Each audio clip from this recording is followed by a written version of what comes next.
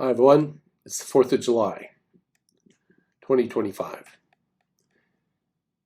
This 4th of July, I don't find a whole lot to celebrate. People are aware of what's going on in our country.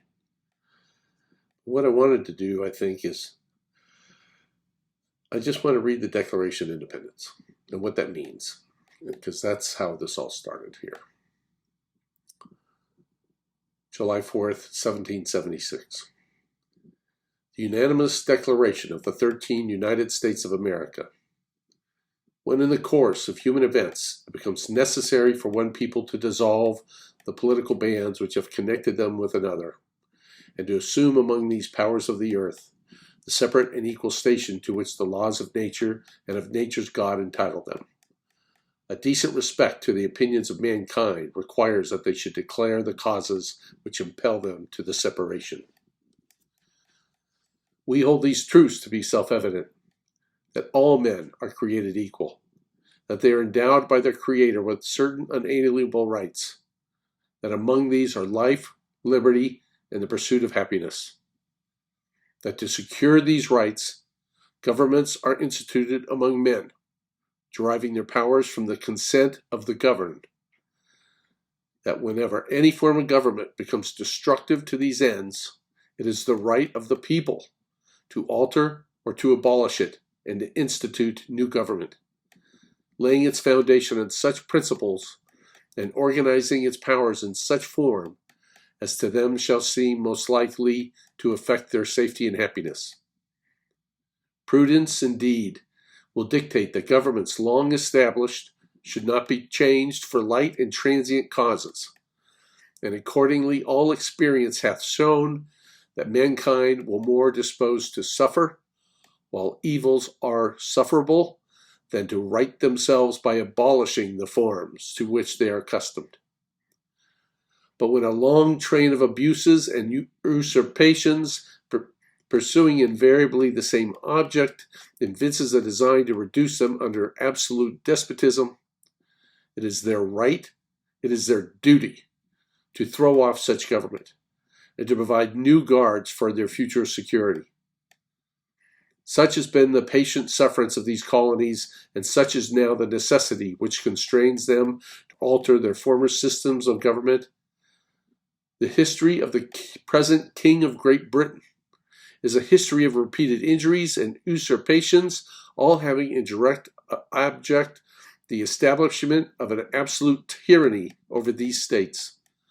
To prove this, let facts be candid to submitted to a candid world. The king has refused to assent to laws, the most wholesome and necessary for the public good.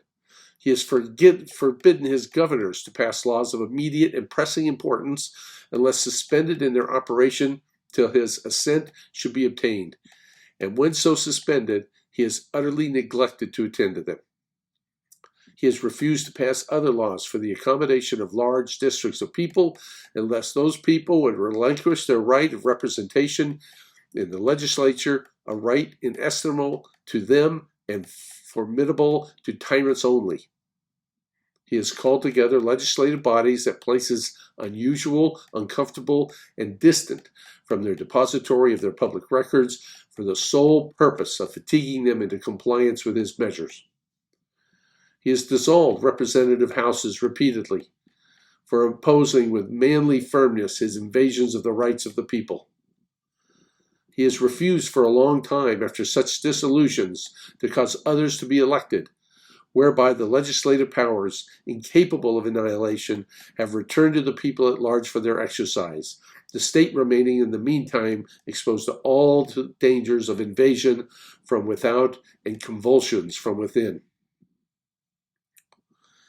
He has endeavored to prevent the population of these states, for that purpose obstructing the laws for naturalization of foreigners, refusing to pass others to encourage their migrations hither, and raising all conditions of appropriations of land. He has obstructed the administration of justice by refusing his assent to laws for establishing judicial powers. He has made judges dependent on his will alone, for their tenure of their offices and the amount and payment of their salaries. He has erected a multitude of new offices and sent hither swarms of officers to harass our people and eat out their substance. He has kept among us, in times of peace, standing armies without the consent of our legislatures. He has affected to render the military independent of and superior over the civil power.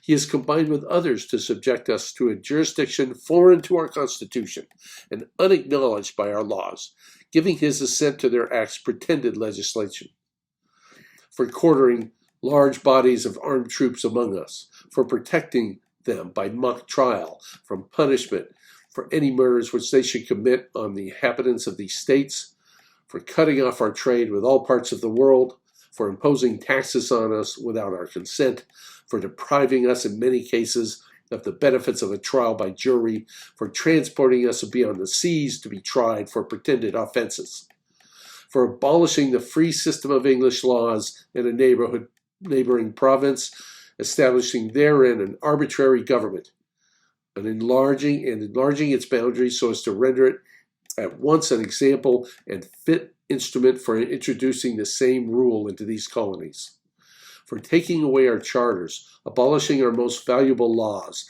and altering fundamentally the forms of our governments, for suspending our legislatures and declaring themselves invested with power to legislate for us in all cases whatsoever. He has abducted the government here by declaring us out of his protection and waging war against us. He has plundered our seas, ravaged our coasts, burnt our towns, destroyed the lives of our people. He is at this time transporting large armies of foreign mercenaries to complete the works of death, desolation, and tyranny, already begun with circumstances of cruelty and perfidy scarcely paralleled in the most barbarous ages and totally unworthy of a head of a civilized nation. He has constrained our fellow citizens taken captive on the high seas to bear arms against their country, to become the executioners of their friends and brethren, or to fall themselves by their hand.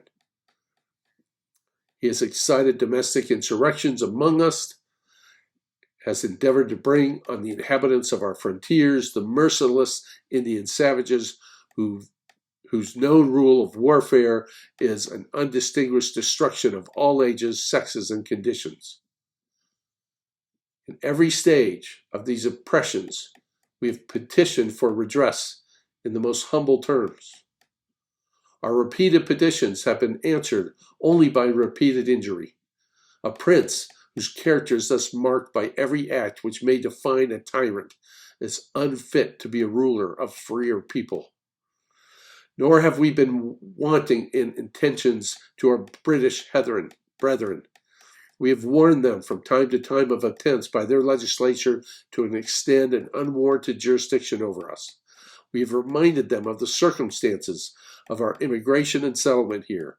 We have appealed to their native justice, magnanimity, and we have conjured them by our ties of common kindred to disavow these usurpations, which would inevitably interrupt our connections and correspondence.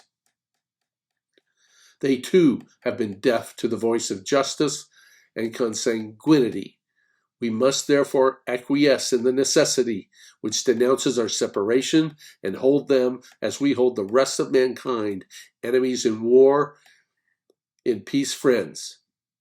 We therefore, the representatives of the United States of America, in General Congress, assembled, appealing to the Supreme Judge of the world for the rectitude of our intentions, do in the name and by authority of good people of these colonies solemnly publish and declare that these united colonies are, and of right ought to be free and independent states, that they are absolved from all allegiance to the British Crown, and that all political connection between them and the state of Great Britain is and ought to be totally dissolved, and that as free and independent states we have the power to levy war, conclude peace, contract alliances, establish commerce, and to do all other things and acts which independent states may of right do. And for the support of this declaration, with a firm reliance on the protection of divine providence, We mutually pledge to each other our lives, our fortunes, and our sacred honor.